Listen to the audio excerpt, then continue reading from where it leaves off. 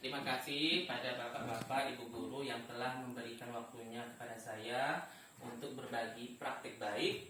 Dalam hal ini saya akan berbagi praktik baik berkenaan dengan budaya positif di lingkungan sekolah.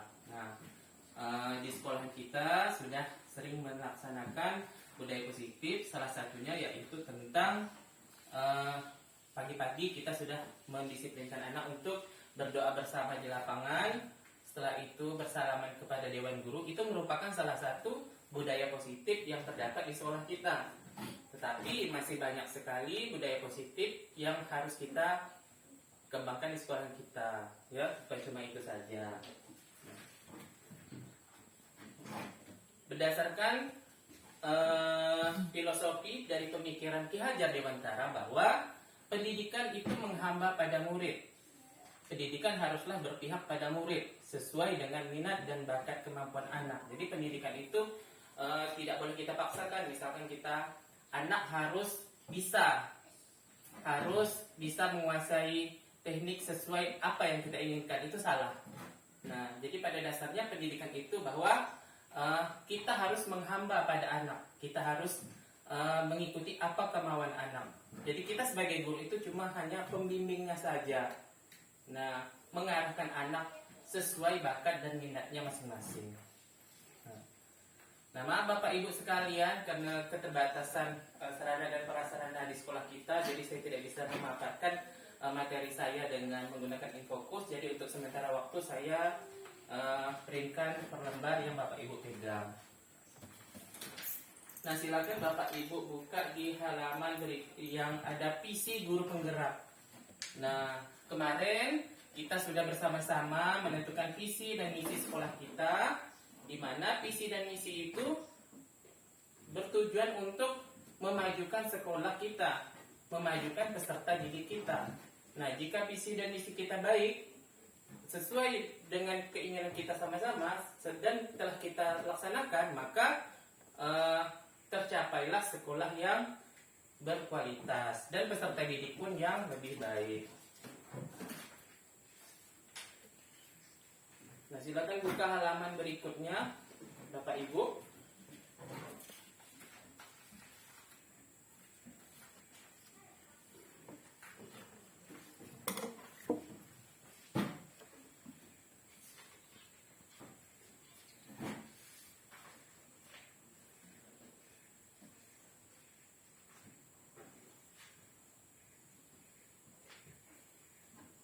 Nah, ada 5 konsep inti yang harus kita ketahui dalam pembelajaran budaya positif. Yang pertama yaitu disiplin positif, di mana disiplin positif ini merupakan pendekatan mendidik anak untuk melakukan kontrol diri dan membentuk kepercayaan diri anak. Jadi kita lebih menumbuhkan kepercayaan diri anak dengan melaksanakan disiplin tersebut, supaya anak lebih percaya diri dalam melakukan banyak hal. Yang kedua, nilai kebajikan dan keyakinan kelas. Nah, tujuan mulia di sini mengacu pada nilai-nilai prinsip mulia yang dianut oleh seseorang. Jadi, keyakinan kelas ini dibuat bersama anak-anak, disepakati secara bersama-sama, yang fungsinya untuk yaitu mengacu pada nilai-nilai mulia yang dianut oleh seseorang. Yang ketiga yaitu posisi kontrol, yaitu pemberian hukuman pembuat rasa bersalah teman, memantau atau memanajer siswa kita. Jadi posisi kontrol itu kita sebagai guru itu harus sebagai manajernya, supaya anak tersebut bisa mengontrol apa yang telah dia lakukan. Yang keempat, kebutuhan dasar, yaitu bertahan hidup, kasih sayang, dan rasa berterima kasih. Itu harus kita kembangkan kepada peserta didik kita. Ada rasa berterima kasih, ada rasa bertanggung jawab, ada rasa kebebasan, kesenangan kepada peserta didik kita. Yang kelima, yaitu segitiga restitusi, yaitu yang berfungsi untuk menstabilkan identitas validasi tindakan yang salah, menanyakan keyakinan kepada peserta didik kita.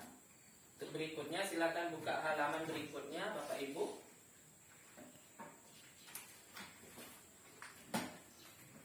Nah, kita sebagai guru adalah sebagai manajer yang fungsinya untuk mengontrol peserta didik kita supaya lebih ke arah yang lebih baik. Mereka tidak salah tujuan, tidak salah memilih tindakan, tidak salah memilih apapun yang ingin dipilihnya. Jadi kita mengontrol mereka supaya lebih baik dalam melaksanakan tindakan mereka. Kemudian berikutnya, silakan buka halaman berikutnya. Nah, hukuman selama ini kita ketika peserta didik kita bersalah, kita selalu memberikan hukuman kepada peserta didik kita. Padahal, nah, hukuman tersebut merupakan cambuk yang sangat besar untuk mereka, yang menyebabkan mereka merasa takut atau merasa dendam kepada kita. Nah, jadi ketika kita menangani siswa yang sedang bermasalah, jangan identik dengan memberikan hukuman kepada siswa. Kita lebih memberi solusi yang terbaik tentang permasalahan yang sedang dihadapi oleh siswa tersebut. Ya Bapak Ibu. Berikutnya yaitu, nah, ketika kita menemukan siswa kita sedang bermasalah, apa yang akan kita lakukan? Nah, salah satunya kita terlebih dahulu memanggil siswa tersebut. Apa permasalahannya? Apa penyebab dari masalah tersebut?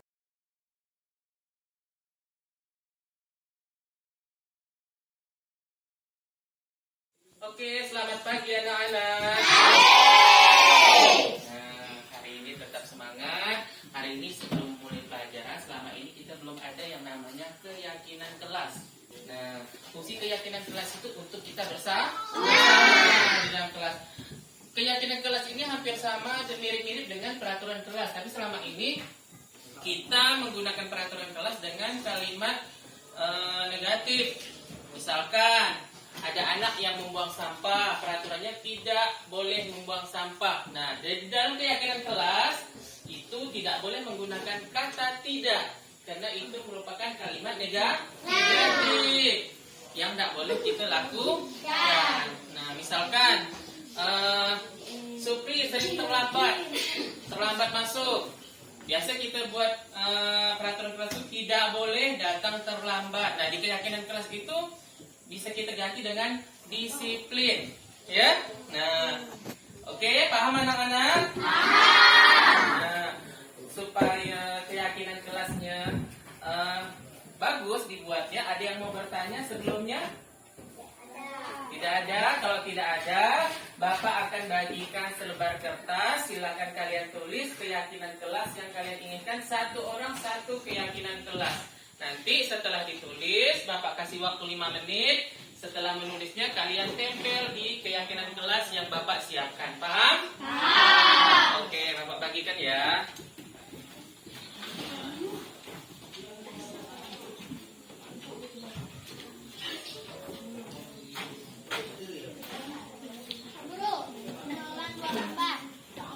Iya, nanti.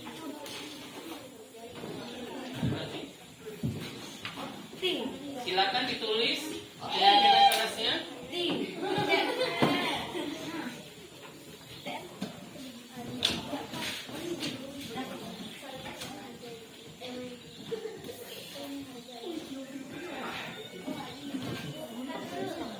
Ya, tidak apa-apa 2. Ya. Kalau yang udah, silakan ditempel di nilemnya, sudah saya siapkan. Ayo, siapa yang udah menulis keyakinan kelasnya, boleh ditempel di keyakinan kelas yang telah saya buat. Ayo.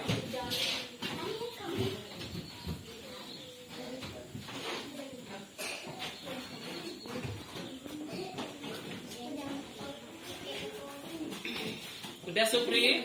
Ayo, yuk. Ya, silakan ditempel. Siapa lagi yang mau nempel ke depan? Ya, sini.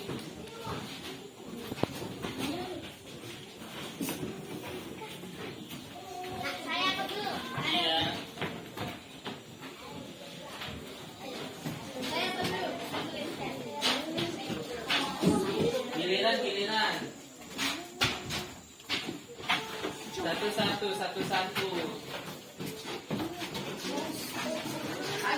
Yang udah duduk, yang udah duduk.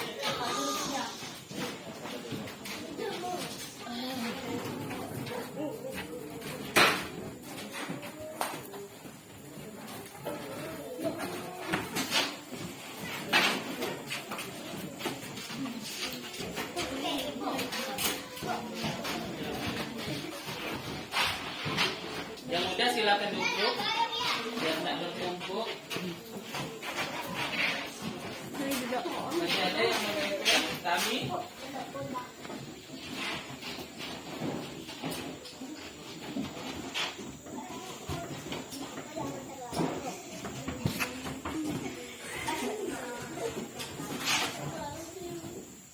Oke, nah perhatikan, ini sudah semuanya bertempel keyakinan kelasnya. Ada disiplin, jangan buang sampah sembarangan. Nah ini masih menggunakan kata jangan, ya. Berarti kalau jangan membuang sampah sembarangan itu kita ganti dengan apa? Ayo, hidup bersih, boleh ya.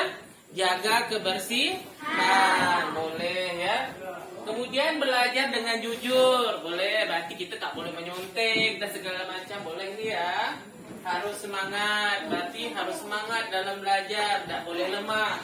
Kemudian jangan membuang sampah sembarangan. Nah ini saya ambil ya, karena menggunakan kata jangan.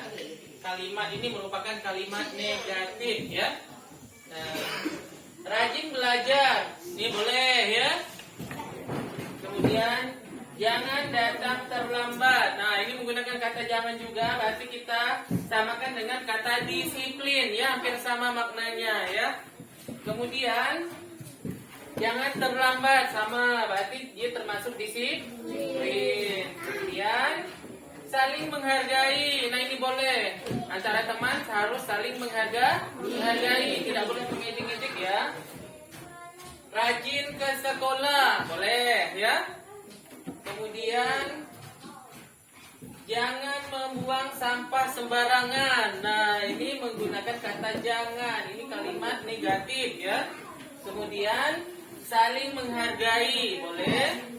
Kemudian harus datang tepat waktu, boleh. Jadi ada berapa keyakinan kelas yang bisa kita ambil hari ini? Kita hitung ya, 1, 2, 3, 4, 5, 6, 7, 8. Ada 8 keyakinan kelas yang terdapat di dalam kelas 5 yang sudah kita sepakati bersama. Nah, keyakinan kelas yang telah kita sepakati bersama, Bapak harap kalian terapkan di kehidupan, di pembelajaran kita setiap hari. Bisa? Bisa? Oke, terima kasih ya. Jadi kesepakatan kelas kita sudah ada. Mudah-mudahan ke depannya apa yang kita cita-citakan di keyakinan kelas ini bisa terwujud di kelas kita. Oke? Oke. Assalamualaikum warahmatullahi wabarakatuh. Selamat pagi.